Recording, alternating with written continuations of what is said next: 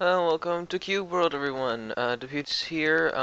Got a request from someone that they wanted to see some Cube World, so I've actually had Cube World for a little bit since it was released, and I've been messing around with it. My account went through some problems, had to start over again.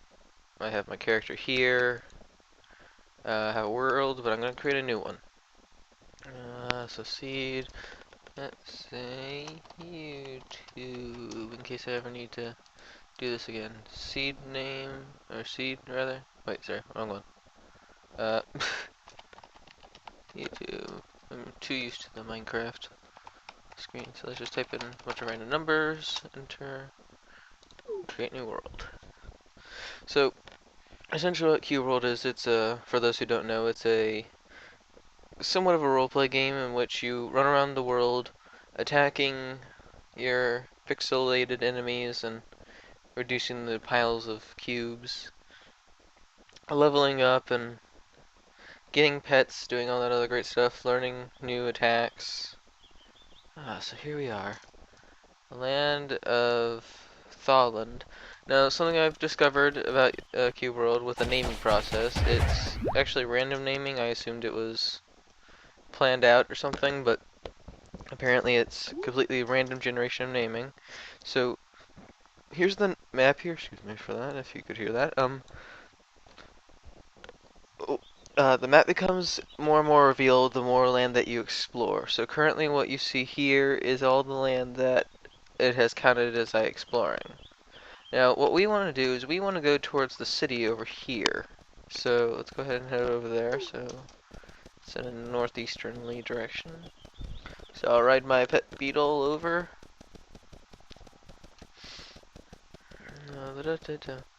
Let's see, did I forget anything about Cube World?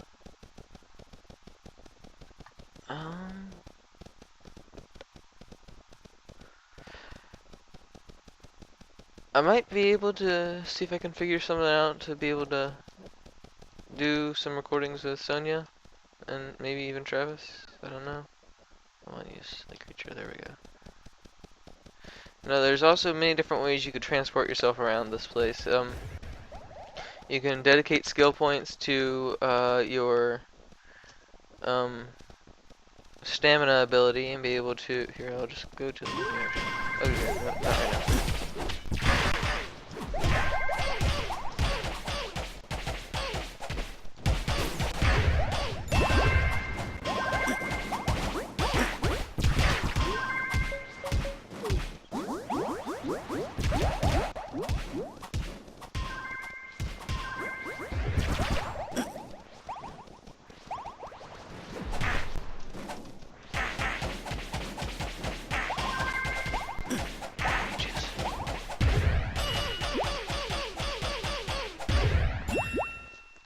Alright, so there's basic combat there.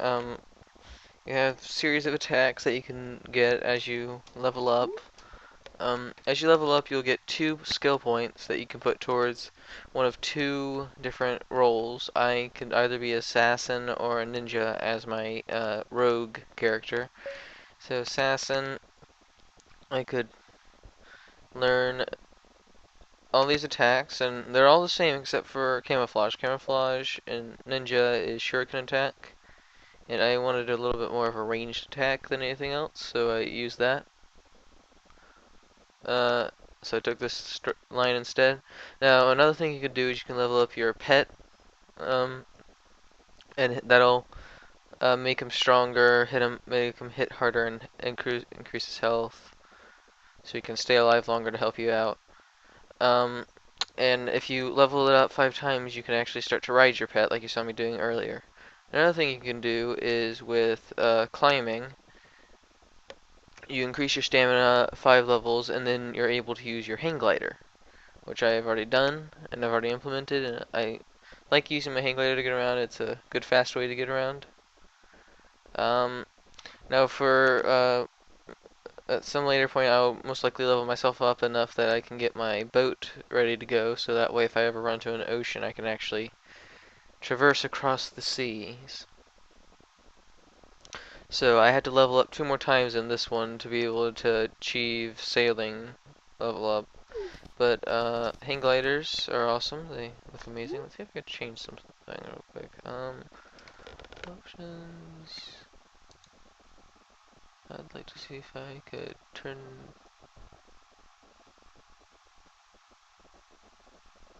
FPS limit. I don't know how to fix this up actually, so I'll just ignore that and hope for the best. So okay.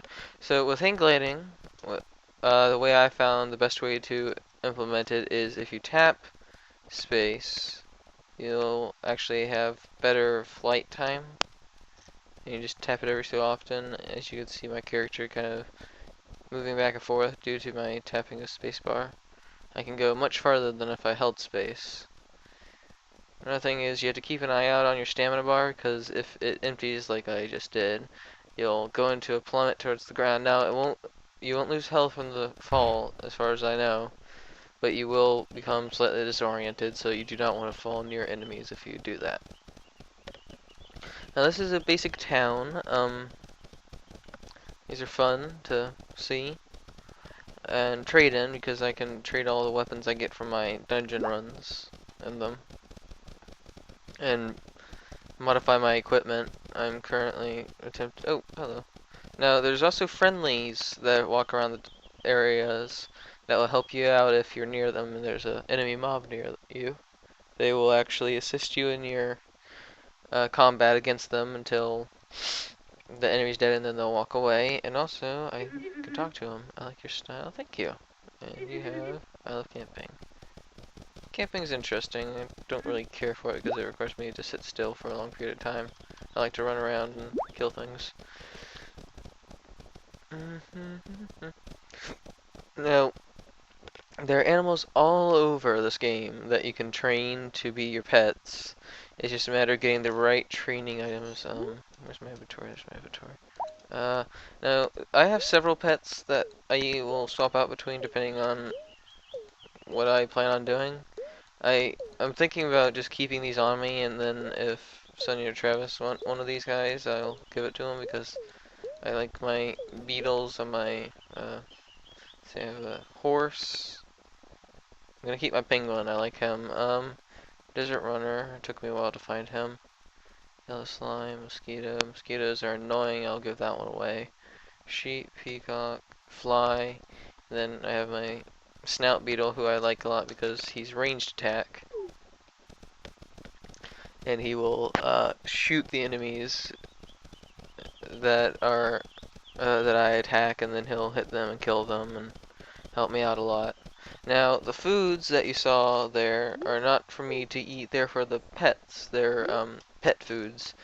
For instance, this will attract a desert runner, which is, let's see if I can find him. I have one. This guy here is a desert runner. You'll find these guys in, believe it or not, the desert. They will do everything they can to keep up with you, not get lost near you, so that way you can continue to ride them. And a pet will even help defend you in combat. They'll fight and fend off some of the enemy mobs. But again, you have to level up your pet a lot to be able to actually get them to be incredibly helpful, because mainly what you do when you level up your pet attribute is just you give them better health stat. So it's not so much you level up their attack, it's more of a health boost, and then they live longer to tank the mobs for you. Now, for the other foods that I have in my inventory, let me just swap back to my snout beetle. For the other foods I have here, so this is a desert runner. A lollipop, I can get an owl with that.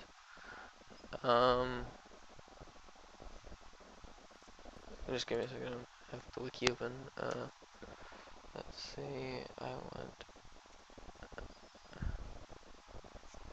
I could tame a crocodile now with an apple ring.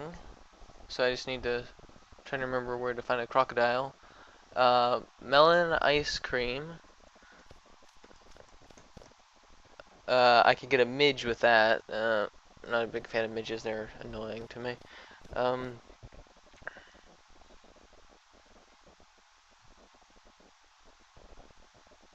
a lolly, which is this.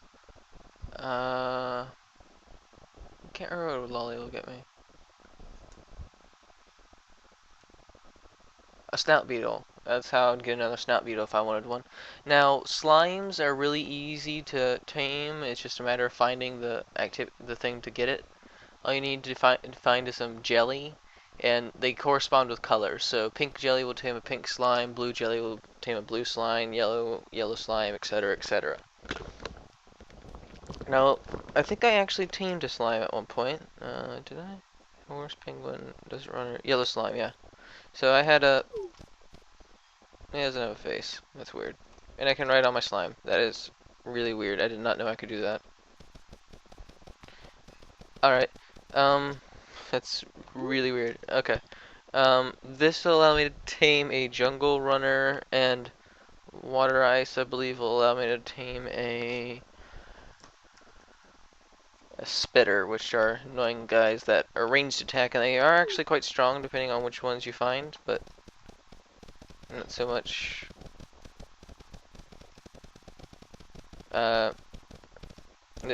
Some of the mobs that you can tame are hostile to you until you pull out the bait, which is annoying because they tend to group together, some of them, so they will love to just gang up on me, and as soon as I finish taming one of them, all the ones that weren't tamed will just like to crowd around me and kill me.